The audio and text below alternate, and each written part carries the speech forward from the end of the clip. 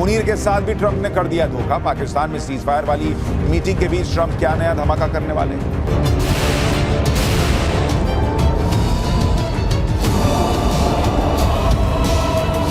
Already America की इतनी बेइज्जती हो रही, यह शर्त अमेरिका मान लेगा तो थू थू हो जाएगी, वो मान ही नहीं सकता।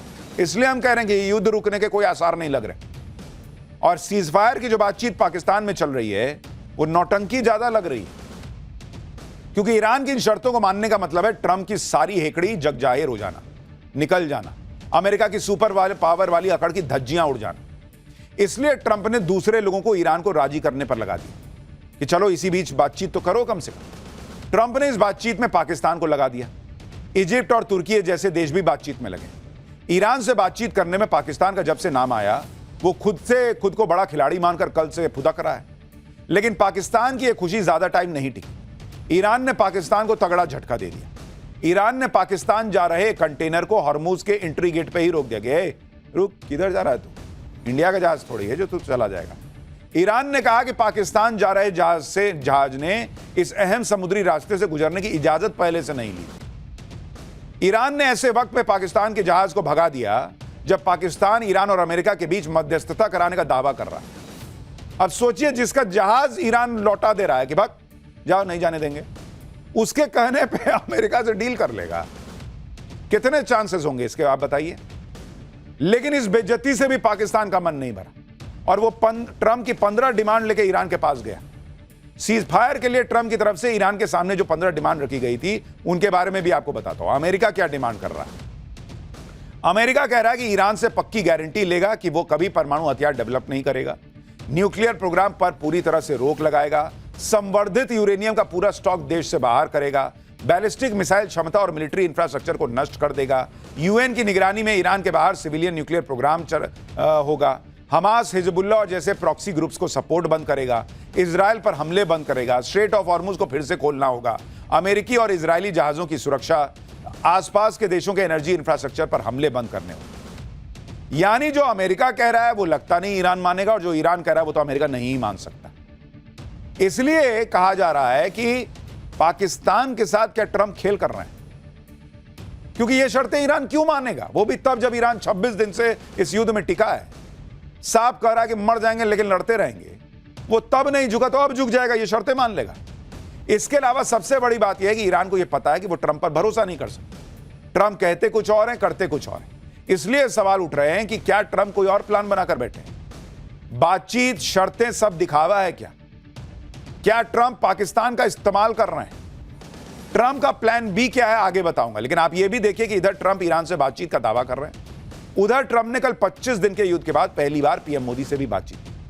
मतलब जब ट्रंप युद्ध में सबसे अहम मोड़ पर खड़े हैं तब उन्होंने सीधे पीएम मोदी को भारत को फोन लगाया। और हमने आपको कहा था कि ट्रंप अब युद्ध में भारत की मदद चाहते हैं, ईरान से बातचीत में भारत की मदद चाहते हैं, दोनों में से कुछ भी हो सकता है। और इसका इशारा भारत में अमेरिकी राजदूत सर्जियो गोर दे रहे हैं। एक इंटरव्यू में पीएम मोदी और ट्रंप की बातचीत को लेकर सर्जियो गोर ने कहा कि जब अमेरिका ईरान से बातचीत कर रहा है तब ट्रंप पीएम मोदी को लूप में रखना चाहते हैं। पीएम मोदी ग्लोबल पजल का अहम हिस्सा है।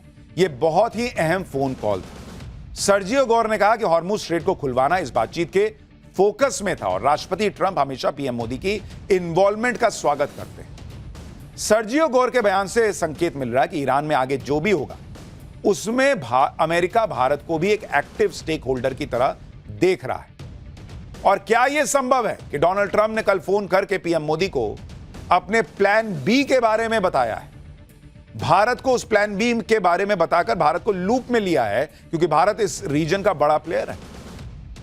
अब वो प्लान बी क्या है वो बताता हूं। आप ये भी देखिए कि कल जब से पीएम मोदी और डोनाल्ड ट्रंप की फोन पर बातचीत हुई तब से भारत में किस तरह की कूटनीति हो रही है। कल शाम को ही विदेश मंत्री एस जयशंकर ने भारत में ईरान के राजदूत डॉक्टर मोहम्मद फतहाली से मुलाकात की। आज विदेश मंत्री एस जयशंकर ने भारत दौरे पर आए अमेरिकी युद्ध विभाग के अंडर सेक्रेटरी एल्ब्रिज कोल्बी से भी मुलाकात की।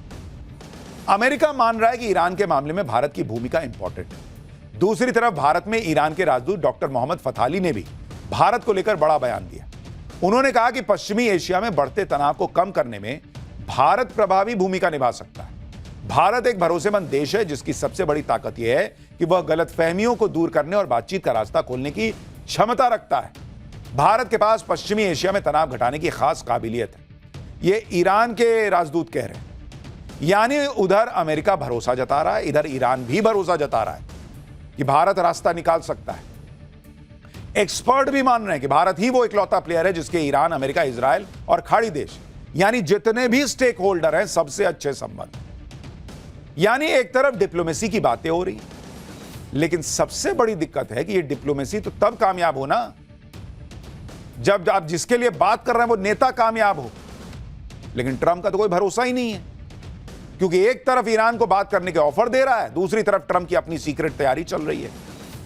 यूएस नेवी के 2 वॉरशिप यूएसएस त्रिपोली और यूएसएस न्यू ऑरलियंस अगले 48 घंटे में ईरान के आसपास तय लोकेशन पर पहुंच जाएंगे। इन दोनों जहाज पर यूएस नेवी की 31st मरीन एक्सपीडिशनरी यूनिट के करीब 2200 कमांडो सवार हैं।